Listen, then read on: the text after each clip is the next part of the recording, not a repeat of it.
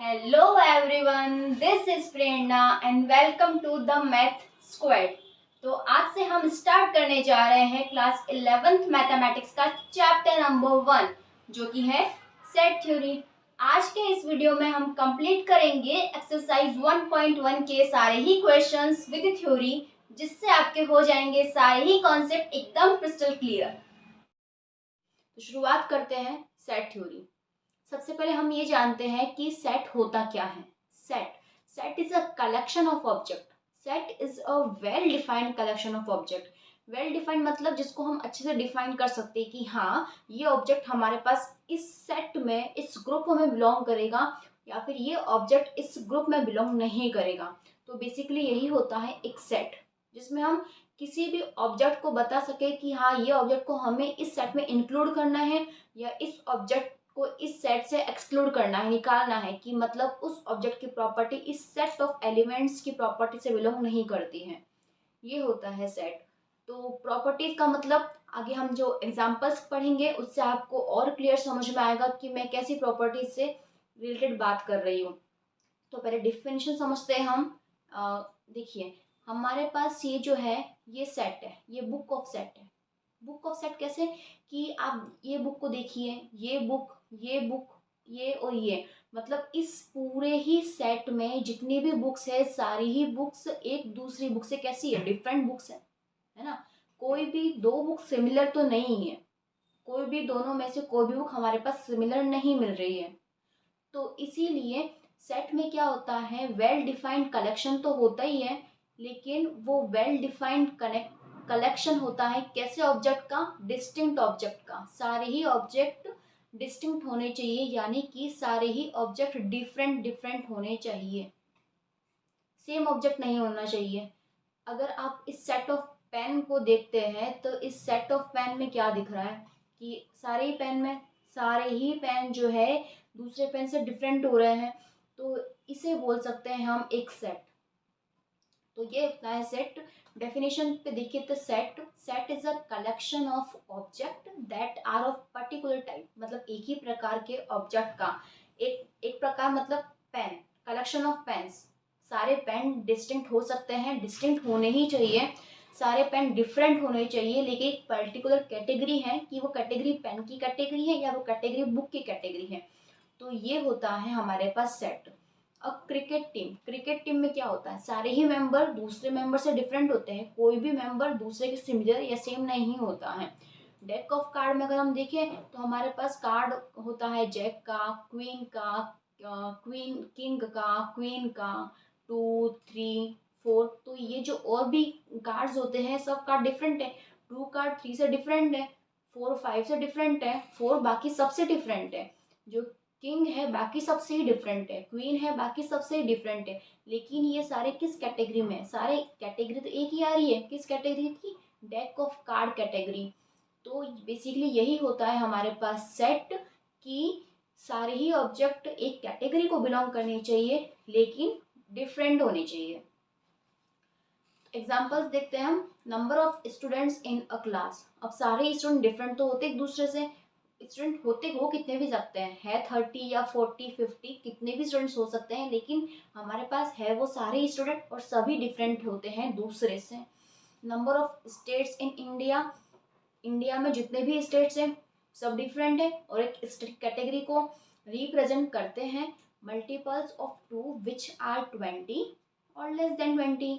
तो अगर हम इसके अकॉर्डिंग लिखते हैं, क्वेश्चन के अकॉर्डिंग कंडीशन बनाते हैं, तो इसमें 2 के मल्टीपल 2 4 6 8 10 12 14 16 18 और 20, यही एलिमेंट आएंगे।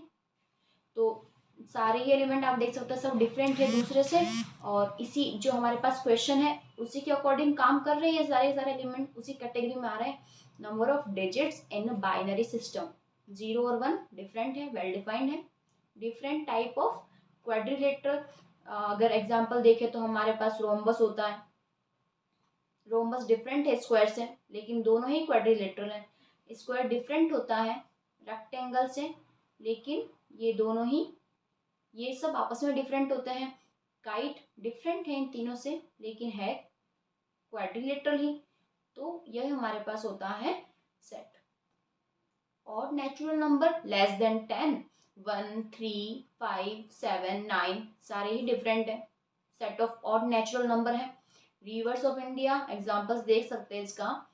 झेलम हमारे पास रिवर है, कावेरी है, Ganga, Yamuna. The vowels in English alphabet namely A E I O U, A E I O U एक सेट बनाएंगे। प्राइम फैक्टर्स ऑफ 210 नेमली 2, 3, 2, 3, 5, 7। तो इसका प्राइम फैक्टर करके अगर हम वापस चेक करें तो यहाँ आएगा 105। 3 से डिविजिबल है ये नंबर, 35 टाइम्स होगा। फिर 5 7 जा 35, 7 7 जा 1। तो इसके प्राइम फैक्टर में क्या आ रहा है, 2, 3, 5 और 7। डिफरेंट है, सारे ही एक दूसरे से सेट में आ रहे हैं, set of prime factors of 210। Next, the solution of equation incomplete, x square minus 5x plus 6 ये आएगा यहाँ पे। तो इस इक्वेशन का सॉल्यूशन आपने क्लास 10 में बहुत किया होगा। ऐसी जो इक्वेशन होती है हमारे पास क्वाड्रेटिक इक्वेशन को सॉल्व कैसे करते हैं, इसको आप सबसे पहले इसका फैक्टराइज करते हैं। 5 को चेक करते हैं कि ये फैक्टर हो रहा है कि नहीं हो रहा है, तो ये होता है 3 और 2 के फैक्टर में, और यहाँ पर आ जाएगा 6। अब इन दोनों में से हम कॉमन लेते हैं, कॉमन x आएगा, ब्रैकेट बनाते हैं, यहाँ पे x, फिर -3 आता है। अब माइनस प्लस, अब यहाँ पर जो नंबर आ रहा है वही सेम का फैक्टर यहाँ पर भी आना चाहिए। कब आएगा, जब यहाँ पे हम 2 कॉमन लेंगे, यहाँ माइनस है यहाँ प्लस है, यानी कि minus minus plus. I hope आपको ये समझ में आया होगा, वैसे आपने क्लास 10 में ये किया भी है। तो फैक्टर करेंगे तो इसमें जो फैक्टर्स आ रहे हैं हमारे पास x-3 और x-2। अब क्या करते हैं हम नेक्स्ट, अब हम ये करते हैं कि एक बार तो हम यहाँ करते हैं, एक बार तो हम x-3 को इक्वल्स टू 0 पुट करते हैं, तो यहाँ से हमारे पास x इक्वल्स टू 3 आता है। और ये केस फर्स्ट में, केस सेकंड में क्या करते हैं कि x-2 को इक्वल्स टू 0 पुट करते हैं, यहाँ पर हमारे पास आता है x इक्वल्स टू 2। तो इस इक्वेशन का जो सॉल्यूशन है इसमें 2 और 3 इसके फैक्टर आ रहे हैं, 2 है 3 है, इसके रूट्स 2 और 3 आ रहे हैं, तो ये इसका सॉल्यूशन है। मतलब इस इक्वेशन के सॉल्यूशन में जो सेट है वो 2 और 3 है। अब हमारे पास नेक्स्ट है नोटेशन ऑफ सेट, मतलब सेट जो गिवन है हमें सेट को रिप्रेजेंट कैसे करना है, रिप्रेजेंट कैसे करेंगे। जहाँ कहीं भी आपको n लिखा हुआ दिखेगा, n का मतलब है set of natural number, set of natural number, natural number. Start कहाँ से होते हैं नेचुरल नंबर, 1 से, 1, 2, 3, 4, 5 एंड सो ऑन, ये सेट ऑफ नेचुरल नंबर है। z मतलब set of integers, integers, set of integers. Integers में नेगेटिव नंबर भी आएगा, 0 भी आएगा और पॉजिटिव नंबर भी आएगा। फिर हमारे पास है q, यानी कि सेट ऑफ q मतलब set of rational number. Set of rational number में एक कंडीशन ये है कि कोई भी एलिमेंट जो आएगा सेट ऑफ नंबर से वो p/q की फॉर्म में होना चाहिए, लेकिन q जो है डिनोमिनेटर में q नॉट इक्वल टू 0 होना चाहिए, q कभी भी 0 नहीं हो सकता। अब एग्जाम्पल अगर हम देखते हैं तो एग्जाम्पल में क्या आएगा, 2/3 ले लो, नेगेटिव में भी हो सकता है, -1/5 ले लो, 0/2 भी हम ले सकते हैं, लेकिन हम 2/0 ये नंबर इस सेट में नहीं आएगा क्योंकि ये रेशनल नंबर नहीं है। इस टाइप के नंबर होते हैं हमारे पास रेशनल नंबर। r मतलब set of real number. Real number ऐसे नंबर्स होते हैं जिसमें रेशनल नंबर्स भी इंक्लूड होंगे, रेशनल नंबर प्लस प्लस नहीं होगा यहाँ पे, यूनियन इरेशनल नंबर, मतलब रेशनल और इरेशनल दोनों ही नंबर इस सेट ऑफ रियल नंबर में आएंगे। z मतलब था set of integers, z positive का मीनिंग होगा set of positive integers, positive integers. z minus set of negative integers, set of negative integers. क्यों मतलब था सेट ऑफ रेशनल नंबर, तो यहाँ पे हमारे पास आएगा set of positive rational number, set of positive rational number. R था हमारे पास सेट ऑफ रियल नंबर, यहाँ पे हमारे पास set of positive real number आएंगे। तो ये जो है सेट का नोटेशन है। एन मतलब set of natural number, Z set of integers, set of rational number, set of real number, set of positive integers, set of negative integers, set of positive rational number, set of positive real numbers. तो ये आपको notations ध्यान में रखना है। कहीं पर भी अगर लिखा आएगा सेट ऑफ नेचुरल नंबर तो वहां हम लिखेंगे एन, ओनली एन। ये एन डिनोट करता है सेट ऑफ नेचुरल नंबर को, मतलब सेट ऑफ नेचुरल नंबर। इतना पूरा लिखने की हमें जरूरत नहीं है, शॉर्ट में लिखेंगे एन से, कैपिटल एन से। अब शुरुआत करते हैं हम हमारी एक्सरसाइज 1.1 में क्वेश्चंस। फर्स्ट हमारे पास क्वेश्चन है which of the followings are sets, justify your answer. तो इसमें कौन से सेट है और अपने आंसर का हमें रीजन भी बताना है। फर्स्ट हमारे पास क्वेश्चन है collection of all the months of year beginning with letter J. आपको कंडीशन ध्यान में रखनी पड़ेगी कि आपको क्या पूछा है, क्वेश्चन को ध्यान से पढ़िएगा। Collection of all the month of a year beginning with the letter J. Year में 12 मंथ होते हैं, लेकिन हमें ओनली वो मंथ्स बताने हैं जो स्टार्टिंग होते हैं जे से।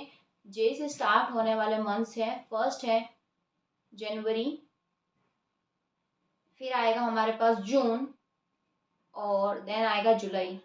तो ये फर्स्ट क्वेश्चन का हमारे पास, फर्स्ट क्वेश्चन का हमारे पास आंसर ये आ चुका है, जनवरी, जून और जुलाई।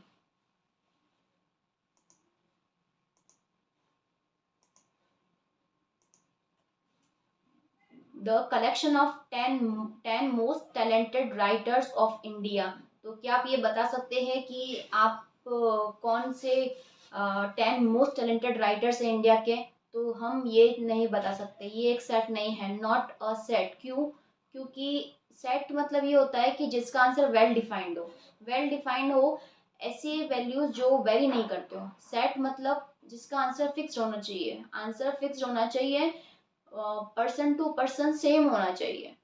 आंसर हमेशा पर्सन टू पर्सन सेम रहना चाहिए, डिफरेंट नहीं होना चाहिए। मेरे अकॉर्डिंग अगर मैं बताऊँ तो टैलेंटेड राइटर कुछ और हो सकते हैं, आपके अकॉर्डिंग जो आपको पसंद है आप उन्हें टैलेंटेड कहेंगे। अगर हम किसी थर्ड पर्सन से पूछते हैं तो वो उसे टैलेंटेड बोलेगा। तो ये चीज़ जो आंसर डिफाइंड नहीं होते, इनको डिफाइंड नहीं किया जा सकता, ये आंसर फिक्स नहीं होते हैं। जिसने जिसके बारे में सुना होगा वो उसे टैलेंटेड बताता रहेगा। ये a team of 11 best cricket batsman of the world. तो हम यहाँ भी डिफाइन नहीं कर सकते कि बेस्ट क्रिकेट बैट्समैन जो है वर्ल्ड में वो कौन से हैं। तो not a well defined set, not a well defined set. Next है हमारे पास the collection of all boys in your class. ये तो आप बता सकते हैं कि आपकी क्लास में कितने बॉयज है। आपकी क्लास में 10 बॉयज हैं या 20 है या 23 है, मतलब जितने भी आपके पास बॉयज हैं तो आप बता सकते हैं। तो it is a set, it is a set. Next question number 5 है, क्वेश्चन नंबर फर्स्ट का 5th part, collection of all natural number less than 100। 100 से लेस देन नेचुरल नंबर बिल्कुल हम बता सकते हैं। 1 हो गया, 2, 3, 4, 5 एंड सो ऑन 100 तक जितने भी नेचुरल नंबर है जो कि सारे 100 से कम ही होंगे। Collection of novels written by writer Munshi Premchand, मतलब हमें पर्टिकुलर एक ऑथर का नाम दे दिया और ये बताना है कि हमारे पास इनके इनके कौन कौन से नॉवेल्स हैं। तो वो तो हम बिल्कुल बता सकते हैं अगर हमें जानकारी है तो ये answer person to person vary नहीं करेगा।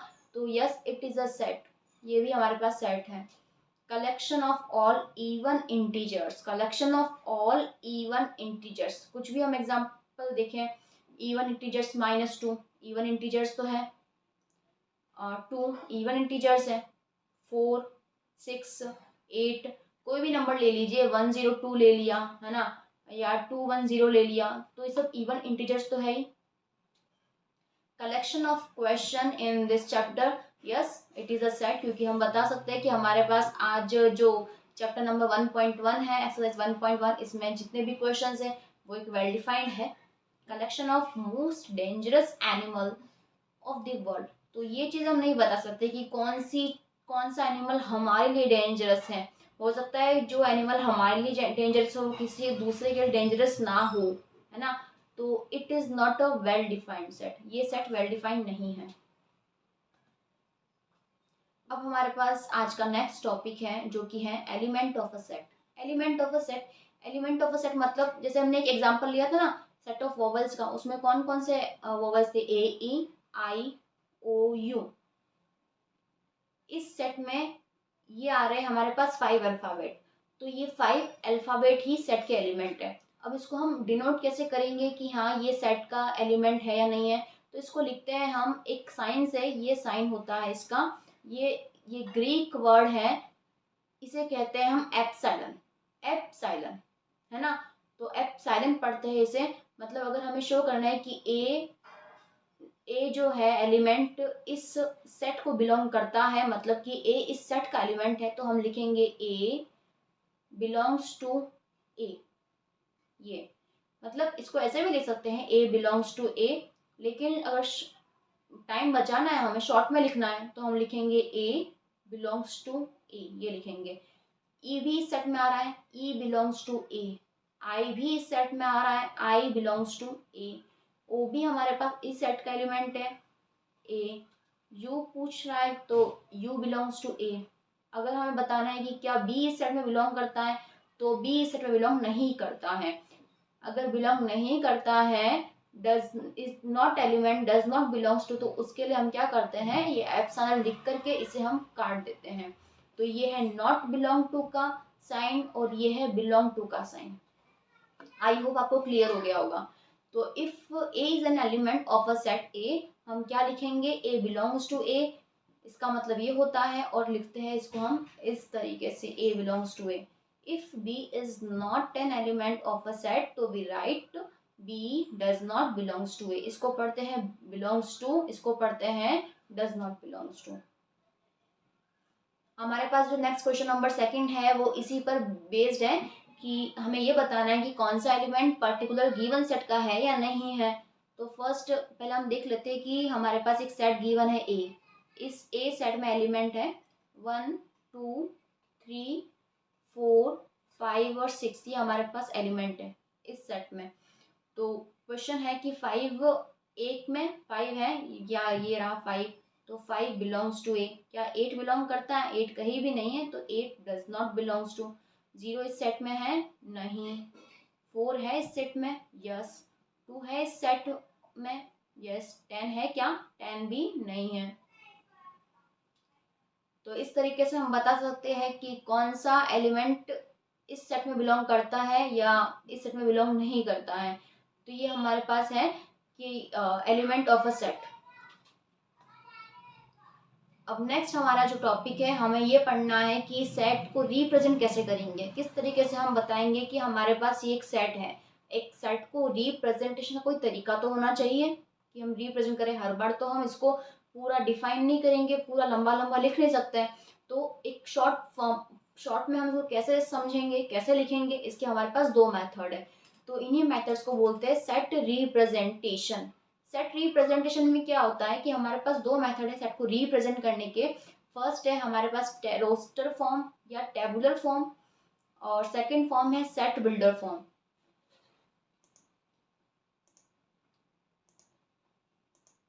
तो रोस्टर फॉर्म में क्या होता है, all the elements of a set are listed the elements. देखो अगर मैं आपको शॉर्ट में ही बताती हूँ कि रोस्टर फॉर्म में हम क्या लिखते हैं। हमने एक ले लिया एग्जांपल, यहाँ पे ए एक सेट है हमारे पास, हम ले लेते हैं इसमें एलिमेंट्स 1, 2, 3, 4, 5। ये जो फॉर्म है ये रोस्टर फॉर्म है। मीनिंग समझ में आया थोड़ा थोड़ा।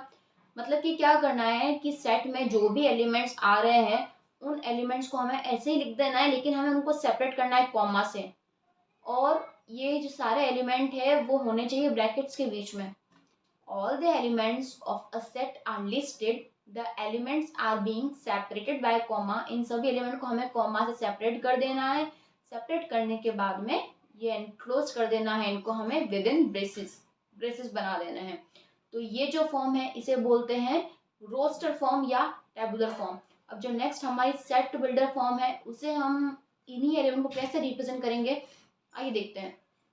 ये हमारे पास एक सेट है, ये सेट है, इसमें हमें क्या लिखना है, यहाँ कोई भी एलिमेंट जो होगा ना हमें उसे रिप्रेजेंट करेंगे एज एन एक्स वाई। आप कुछ भी रिप्रेजेंट कर सकते हैं, जैसे आपने क्लास 10 में पढ़ा होगा ना, आप अननोन जो होता है उसे आप एक्स लिखते हैं या वाई लिखते हैं, कोई भी ऐसी वैल्यू लिखते हैं जो वेरी कर सकती है ना, कोई फिक्स नंबर नहीं देते हैं। X y z p q r a b c कुछ भी लिख लिया आपने, मतलब कुछ ऐसा लिखा है जो उस क्वेश्चन के अकॉर्डिंग क्वेश्चन की कंडीशन को सेटिस्फाइड करता हो। तो यहाँ पे इसलिए हम लिख देते हैं, यहाँ पे एक्स लिख दिया। अब हमें बताना है कि एक्स है किस टाइप का। एक्स इज सच दैट, देखिए मैंने यहाँ पे 2 डॉट्स लगाए हैं, ये 2 डॉट्स है ना, ये कॉलन, कॉलन बोलते हैं इनको, लेकिन हमें मैथ्स में क्या बोलना है इनको, ये सच दैट होता है। एस टी भी लिखो या फिर इन्हें हम लिखते हैं such that, such that, such that बोलते हैं।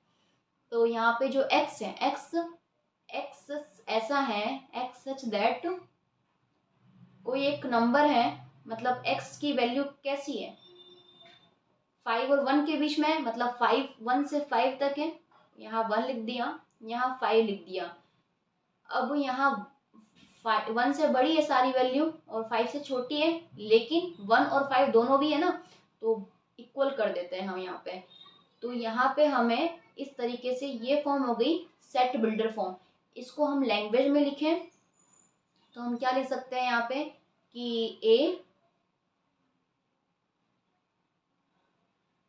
यहाँ लिखेंगे हम नेचुरल नंबर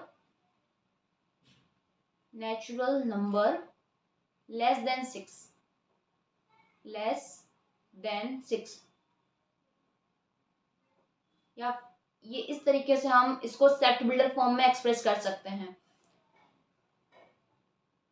ये एग्जांपल यहाँ पे हमने देख लिया है। इन set builder form all the elements of set possess a single common property. तो सिंगल कॉमन प्रॉपर्टी का देखिए, यहाँ पे हमने लिखा है 1 2 3 4 5 सारे ही नेचुरल नंबर है, तो एक प्रॉपर्टी तो इनमें है ही। कैसी प्रॉपर्टी कि सब नेचुरल नंबर हैं, और कौन सी कंडीशन इनमें डिफाइन कर दी है कि 1 2 3 4 5 तक है, मतलब हमें 6 तक नहीं जाना है। तो नेचुरल नंबर्स लेस देन 6, ये होती है set builder form. Question number 3 जो है हमारा एक्सरसाइज 1.1 का, उसमें हमें बताना है, लिखना है इनको रोस्टर फॉर्म में। Write the following sets in roster form.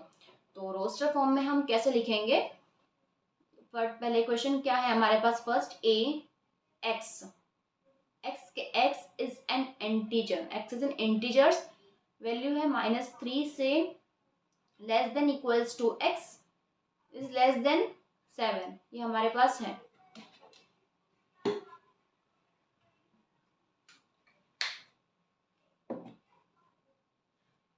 तो देखिए -3 से लेकर के 7 तक है, तो इसका जो आंसर वो इस तरीके से हम लिख सकते हैं। -3 इंक्लूड होगा, बिल्कुल होगा, क्योंकि यहाँ पे इक्वलिटी का साइन भी लगा हुआ है, लेस देन है, इक्वलिटी का साइन भी है। -3 -2 -1 0 1 2 3 4 5 6, ये इसका आंसर है। सेकेंड क्वेश्चन है हमारे पास बी सेट में क्या है, x is a natural number less than 6। हमें लेस देन 6 नेचुरल नंबर लिखना है। 1 2 3 4 5 6 नहीं लेना ना, 6 तक लिखना है, ये हो गया।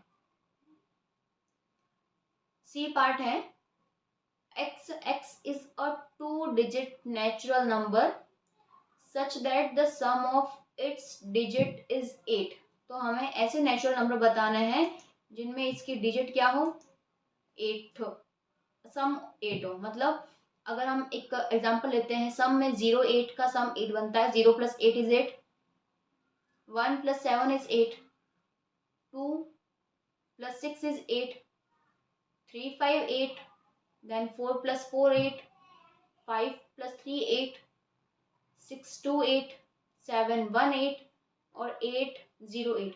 क्या इस क्वेश्चन में सारे ही एलिमेंट आएंगे? क्या सारे नंबर्स आएंगे? क्या नहीं, सारे नंबर्स नहीं आएंगे। क्या ये वाला नंबर आएगा? यही वाला नंबर नहीं आएगा। देखिए, अगर हम किसी वैल्यू को हम 1 लिखें या 0 1 लिखें तो बात तो एक ही है, वो 0 1 तो 1 ही होता है ना। अगर 1 लिखे और 1 के बाद 0 लगाए तो ये जरूर 10 बन जाएगा, लेकिन ये तो 1 ही रहेगा। इसलिए हम ये हमारे पास ये 2 डिजिट नंबर नहीं है, ये हमारे पास इसको हम 1 डिजिट नंबर ही बोलेंगे। ये हमारे पास 1 डिजिट नंबर ही रह जाता है ना। बाकी ये सारे नंबर जो है, ये सारे नंबर 2 डिजिट नंबर हैं। आई होप आपको समझ आ गया होगा। तो इसका आंसर हम लिखते हैं यहाँ पे 0 8 नहीं लेंगे, है ना, 1 से स्टार्ट करेंगे। 1 7 2 6 35 44 53 62 71 80। नेक्स्ट क्वेश्चन नंबर 4 में डी सेट है। D is a prime number which is a divisor of 16। ऐसे प्राइम नंबर्स बताने हैं जो कि 60 से डिवाइड करें। तो इसका आंसर क्या होगा, करके देख लेते हैं। 60 हो गया, 2 डिवाइड करता है 30 टाइम्स, फिर अगेन 2 डिवाइड करेगा, 2 1 ज़ा 2, 2 5 ज़ा 10, फिर 3 से डिवाइड होगा, ये 3 5 ज़ा 15, 5 1 ज़ा 5। तो 2 2 बार लिखेंगे, एक बार लिखेंगे, एक ही बार लिखेंगे। क्यों? क्योंकि हमें बताना है सेट। सेट होता है डिस्टिंक्ट एलिमेंट, क्योंकि अगर हम 2 को 2 बार लिखते तो वो डिस्टिंक्ट नहीं हो जाएंगे ना, इसलिए हमें डिस्टिंक्ट बताना है। तो हम ओनली 2 3 और 5 बताएंगे। लेकिन अगर हमें वही इसका प्राइम फैक्टराइजेशन में आंसर बताना होता तो 2 स्क्वायर इंटू 3 इंटू 5 बताते हैं। लेकिन हमें पूछा है सेट बताना है रोस्टर फॉर्म में, तो यहाँ पर हम आंसर क्या लिखेंगे, इसका आंसर हम लिखेंगे 2 3 और 5। ये डी का आंसर है रोस्टर फॉर्म में। ई क्या है, the set of all letters in word trigonometry. तो इसमें भी आपको ध्यान रखना है कि आपको ऐसे लेटर्स लेने हैं जो कि डिस्टिंक्ट हो। टी एक ही बार आएगा, फिर आ गया are, I, ji, O, N. अब ये ओ आ चुका है तो ओ 2 बार नहीं लिखेंगे हम। एम ई आया क्या? नहीं। टी आ चुका है, आर आ चुका है, अब हम लिखेंगे वाई। तो ये इसका आंसर है डिस्टिंक्ट लिखना है। फर्स्ट अब जो एफ है, the set of all letters in the word B E T T E R, better. Better में क्या होगा, बी ई टी और आर। ये है सेट ऑफ डिस्टिंक्ट एलिमेंट्स। हाँ, नेक्स्ट हमारे पास क्वेश्चन नंबर 4 है, वो है write the following set in set builder form. अभी लास्ट क्वेश्चन में हमने रोस्टर फॉर्म में किया था, अब जो फॉर्म में हमें लिखना है वो है set builder form. Set builder form में कैसे लिखेंगे, क्वेश्चन देखते हैं। फर्स्ट हमारे पास है कि 3 6 9 और 12, इसको हमें बताना है सेट बिल्डर फॉर्म में। तो देखिए कैसे लिख सकते हैं। अगर इसको हम सेट एस बोलें, सेट एस, यहाँ लिखेंगे हम x, x is such that. अब ये देखिए ये क्या है, ये अगर इसको लिखेंगे 3 इंटू 1 हो सकता है, ये 6 मतलब 3 इंटू 2, 9 का मीनिंग 3 इंटू 3 और 12 मतलब 3 इंटू 4। तो ये चारों एलिमेंट एक कॉमन प्रॉपर्टी रख रहे हैं। कौन सी कॉमन प्रॉपर्टी, ये 3 के टेबल में आ रहे हैं, 3 के मल्टीपल्स है। कब तक है, 1 से लेकर के 4 तक है, 4 के बाद नहीं है। तो 15 वाला जो 3 इंटू 5 वाला आएगा वो नहीं आएगा। तो अगर हम इस 3 को हम 3 ही लिखें और 1 2 3 4 क्या है, नंबर्स हैं, तो इसको हम लिख सकते हैं। अगर हम इनको n मान ले, n इक्वल्स टू 1, यहाँ n इक्वल्स टू 1 हो गया, n equals to 2, n equals to 3, n equals to 4, है ना। तो ऐसा ही x की वैल्यू क्या आ रही है, 3n में आ रही है।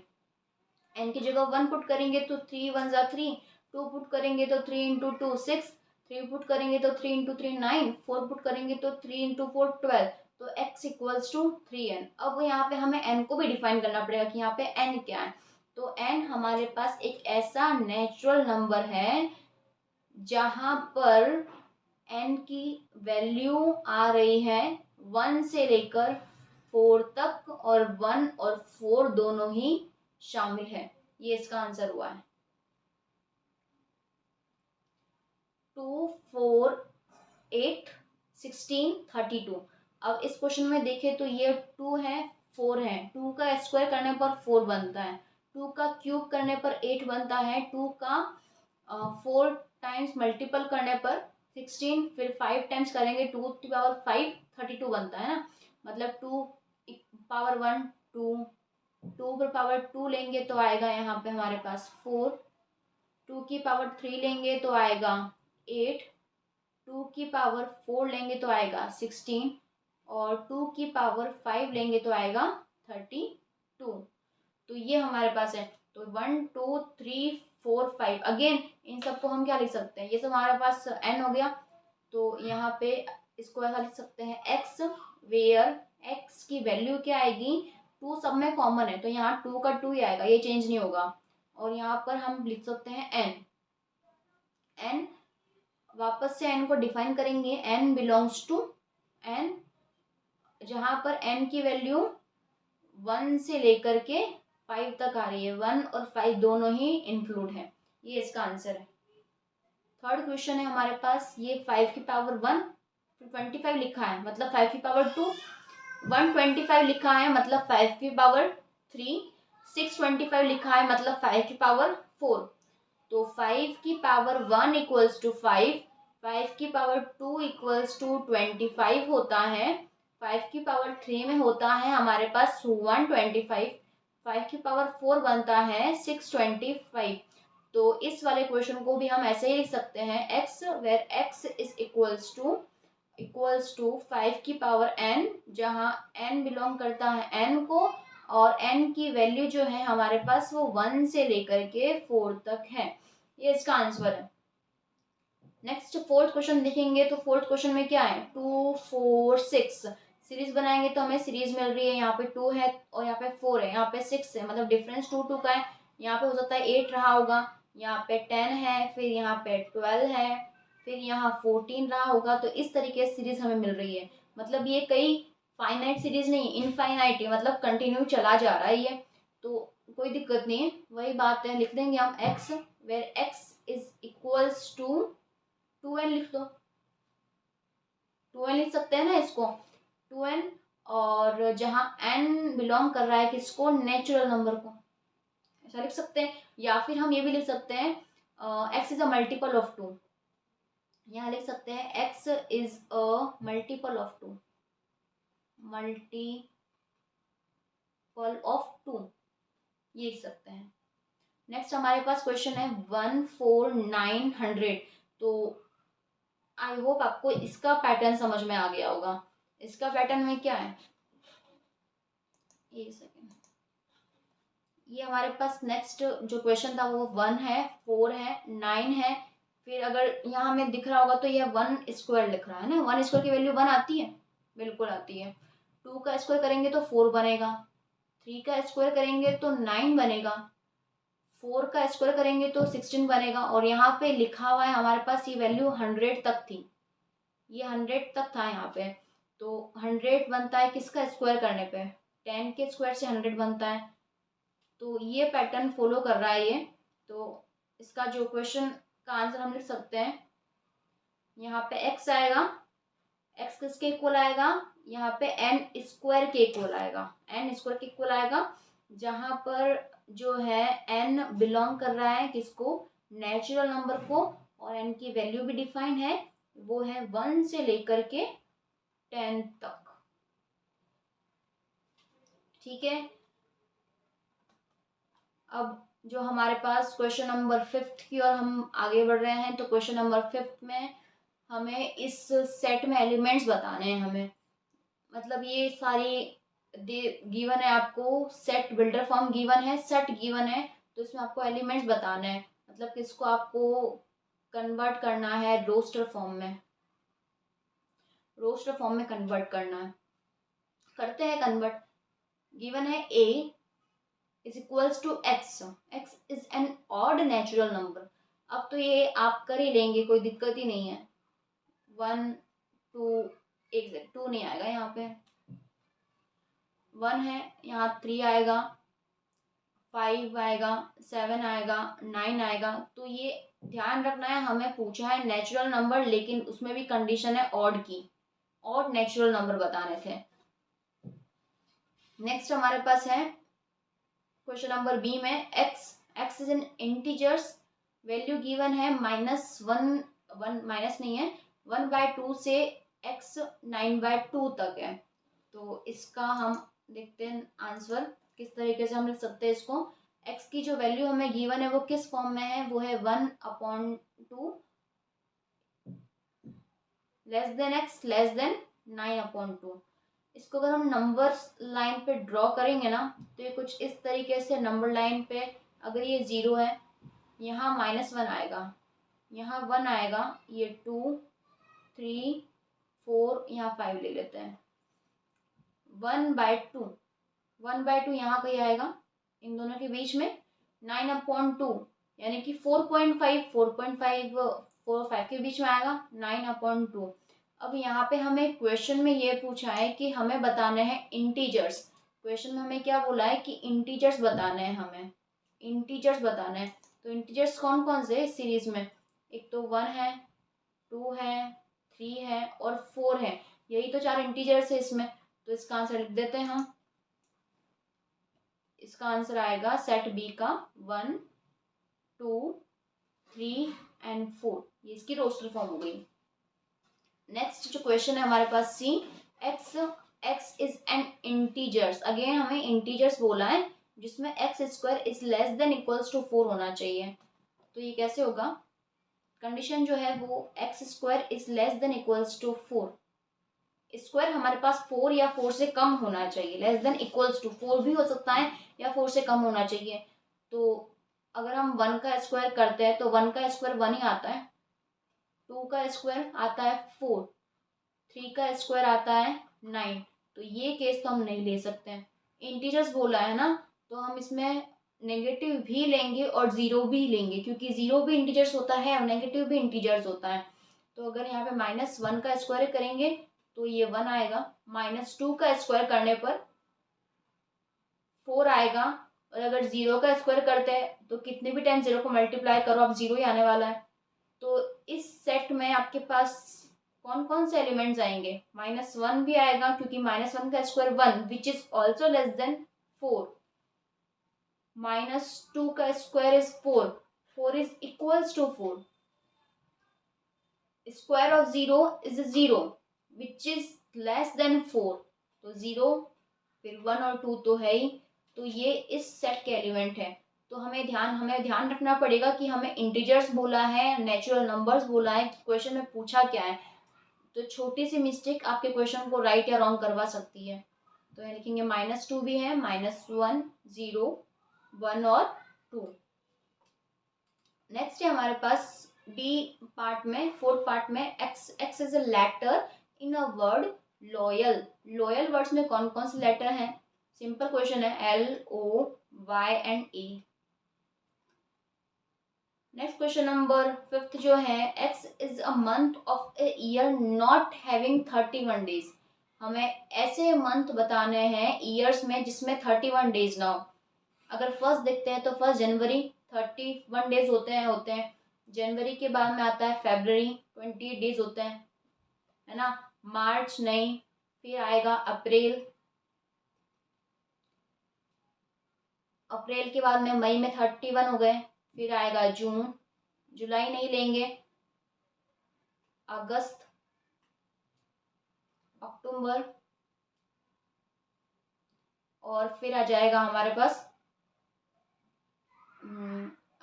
जनवरी, फरवरी, मार्च, अप्रैल, मई, जून, जुलाई, अगस्त। ये अगस्त नहीं आएगा ना, अगस्त में 31 डेज होते हैं।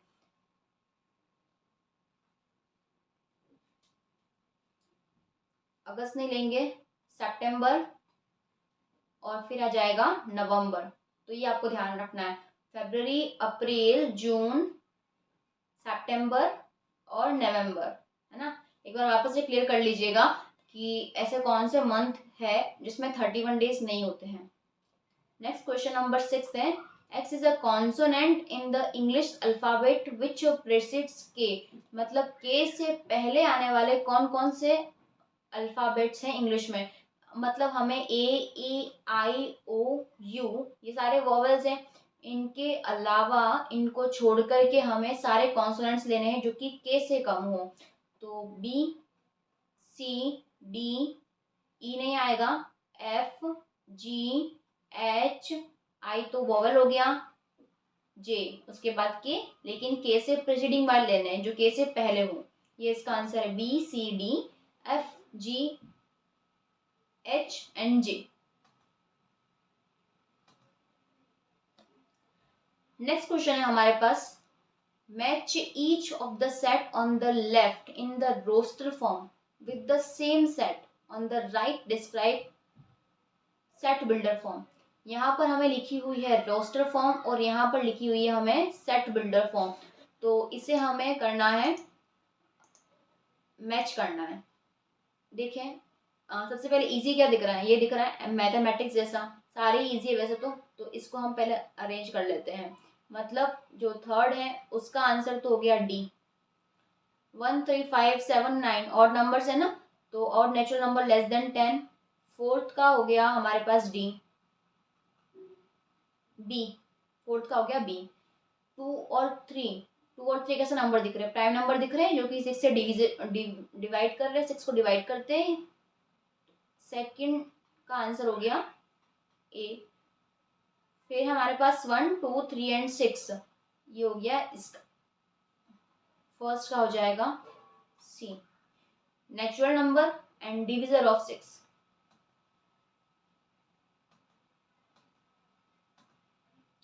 तो चलिए फ्रेंड्स, आज के लिए इतना ही। नेक्स्ट लेक्चर में हम कुछ प्रैक्टिस क्वेश्चंस भी करेंगे और स्टार्ट करेंगे एक्सरसाइज 1.